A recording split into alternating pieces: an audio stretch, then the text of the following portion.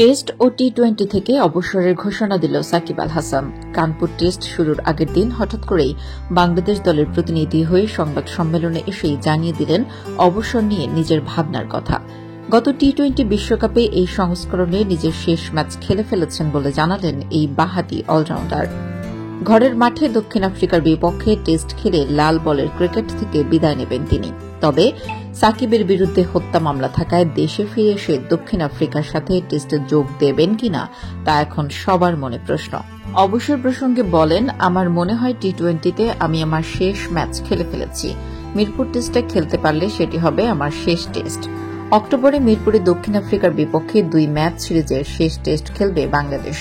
2006 সালে জিম্বাবুয়ের বিপক্ষে ওয়ানডে দিয়ে আন্তর্জাতিক ক্রিকেট পথ চলা শুরু হয় সাকিবের। ওই বছরই একই দলের বিপক্ষে সীমিত ওভারের অন্য সংস্করণ টি-20তেও অভিষেক হয় তার।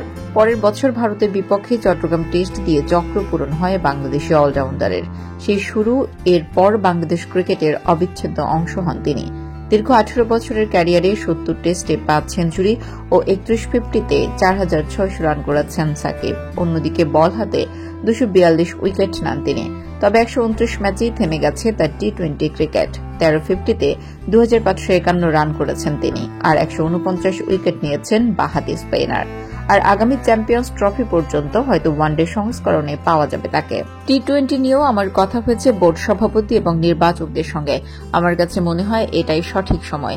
টি-20 থেকেও সরে যাই। পরবর্তী যে সিরিজগুলো আছে কিছু নতুন খেলোয়াড় আসুক, নতুনদের সুযোগ দেওয়া হোক।